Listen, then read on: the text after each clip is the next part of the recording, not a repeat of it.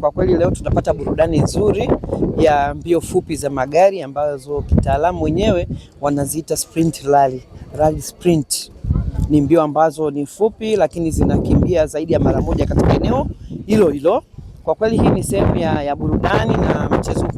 Burudani hii ina mashabiki wengi sana, nikiwemo mimi mmoja wapo. Kwa hiyo nikiona vile nafurahi, basi na mimi napenda wana Singida wafurahi. Kwa hiyo najaribu kuingiza matoleo kama haya ambayo ni tofauti, hayakuwepo, ili wafurahi zaidi, hasa katika maadhimisho haya ya Mei Mosi ambayo kitaifa yanafanyika kwetu, na baada ya kufurahi basi wanapata energy ya kwenda kufanya kazi kwa bidii zaidi. Kwa hiyo mimi niseme tu huu ni mwanzo, tutajaribu kubuni vitu vingi ambavyo vitatuunganisha pamoja kwa maana ya burudani na kutujengea uwezo na hamasa ya kufanya kazi. Mimi kwangu alikuwa vigumu kwa sababu mimi mwenyewe napenda. Kwa hiyo maeneo mengi nimekuwa nikishiriki kwa kuangalia au kwa kuandaa. Tumeshaandaa sana, nikiwa kule Iringa tuliweza hata kuleta yale mashindano ya kidunia. Kwa hiyo ni kitu ambacho nimekizoea afu nakipenda sana. Kwa hiyo nikasema hapana, na ndugu zangu wa Singida na wenyewe wafurahi kupitia maadhimisho haya Mei Mosi. Ndio nimejaribu kuona leo wamependa na nimeona wanapenda. Kwa hiyo nitawahakikishia tutaleta mashindano yale yenyewe kabisa rasmi. Tutaandaa maeneo, tutayatengeneza vizuri, alafu tuambia ndugu zetu waje, wale wanaoshiriki kwenye mbio waje watukague, ili na sisi tuwe sehemu mojawapo ya mchezo huu wa mbio za magari. Unajua unapofanya jambo lolote unaibua vipaji. Mimi wakati nimekaa mwaka sasa hapa Singida, sikuwa nimeona kwamba kuna vijana ambao wako humu, lakini baada ya kuleta huu mchezo wameibuka na ni mahiri kweli kweli na ni wazuri. Kwa hiyo mimi nitakachofanya ni kuomba ile kamati ya kitaifa kwa ajili ya kuja kuandaa vijana wetu, na wana magari mazuri kweli, zaidi ya 10 yako hapa ndani Singida. Kwa hiyo waje wawape elimu ya kutosha, wajenge ujasiri na uzoefu, ili tupate washindanaji wa ndani wa hapa Singida. Kwa hiyo nimeshukuru kwa mashindano haya, nimejua kwamba kumbe vipaji hivi pia ndani ya Singida vipo, na mimi nitaanza na hawa wa nyumbani kwanza.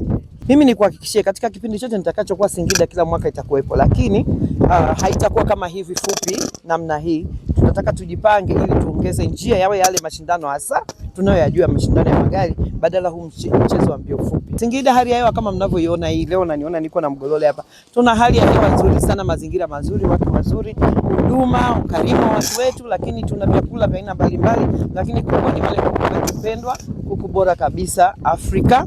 Kwa hiyo niwaambie wakaribie, Mei Mosi imekuja kipingine kidogo.